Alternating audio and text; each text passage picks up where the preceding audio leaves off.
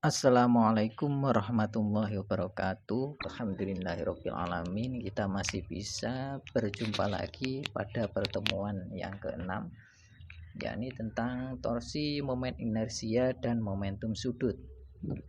Pada materi kali ini tidak lepas dari materi yang sebelumnya, yakni tentang gerak melingkar.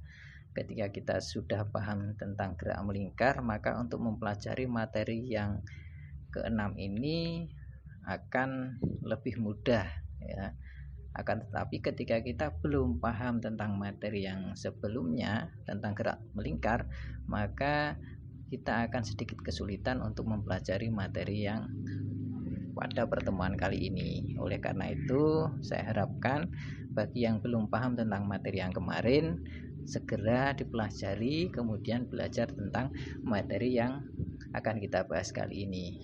Baik, pada pertemuan yang keenam kali ini ada dua kompetensi yang harus kita capai, yakni kompetensi pengetahuan dan kompetensi keterampilan. Adapun kompetensi pengetahuannya yakni menerapkan konsep torsi, momen inersia, dan momentum sudut pada benda tegar dalam bidang teknologi dan rekayasa. Sedangkan kompetensi keterampilannya yakni melakukan percobaan sederhana tentang momentum sudut dan rotasi benda tegar. Adapun indikatornya, ya, untuk indikator pengetahuannya ada 3, ya, bisa dilihat. Sedangkan kompetensi keterampilan, indikator kompetensi keterampilan juga ada 3, ya, bisa dilihat juga. Baik, langsung saja ke materi. Untuk materi yang pertama adalah torsi. Nah, torsi adalah gaya pada gerak melingkar. Torsi biasa juga disebut sebagai momen gaya. Nah, torsi termasuk besaran vektor yang arahnya tegak lurus dengan arah gaya dan juga tegak lurus dengan arah perpanjangan jarak terhadap sumbunya. Ketika kita ingin mempelajari torsi, sebaiknya kita bayangkan ketika kita ingin membuka baut menggunakan kunci, ya. Ketika kita menggunakan kunci yang lengannya pendek, maka akan terasa lebih berat. Nah, atau gaya yang dibutuhkan semakin besar. Sedangkan ketika kita menggunakan kunci yang lengannya lebih panjang, maka akan terasa lebih mudah atau gaya yang dibutuhkan semakin kecil. Kenapa demikian?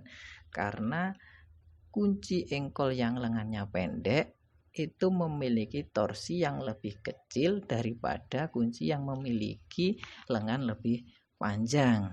Oleh karena itu, di sini torsi dirumuskan dengan F kali R atau gaya kali jarak terhadap pusat sumbu putarnya, yaitu di mana to adalah torsi, F adalah gaya dengan satuan Newton, R adalah jari-jari atau jarak terhadap pusat putaran, pusat lingkaran.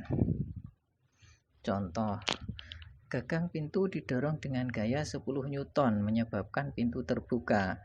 Jika jarak antara gagang pintu dengan engsel adalah 90 cm, berapakah momen gaya yang dialami oleh daun pintu?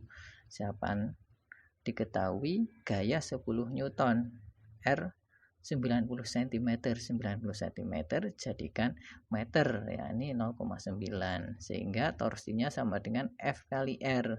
F nilainya 10 Newton, R jarak terhadap sumbu putar adalah 0,9, sehingga kalau dikalikan 10 kali 0,9 adalah 9 Newton meter. Kemudian materi yang kedua yakni momen inersia.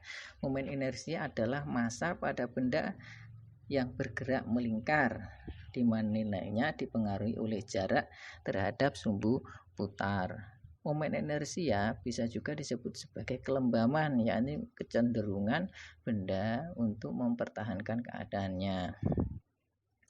Adapun besarnya momen inersia suatu titik bermassa M yang diputar mengelilingi suatu titik yang berjarak R dirumuskan dengan I sama dengan M kali R kuadrat. I adalah momen inersia dengan satuan kilogram meter persegi, Kemudian M adalah massa, satuannya kilogram, R jari-jari dengan satuan meter, ya, jari-jari atau jarak terhadap sumbu putar, ya, satuannya meter.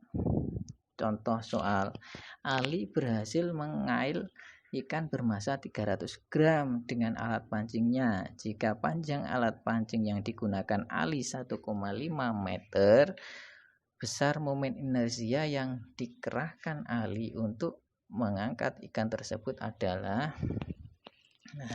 masanya 300 gram. Harus dirubah jadi kilo.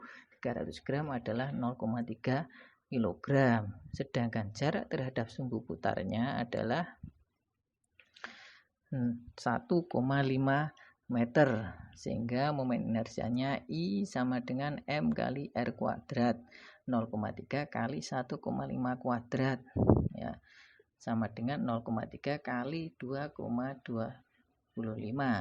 sama dengan 0,675 kg meter persegi. Itu nilai dari momen inersia. Kemudian materi yang ketiga yakni momentum sudut. Momentum sudut atau momentum anguler adalah momentum pada benda yang bergerak melingkar.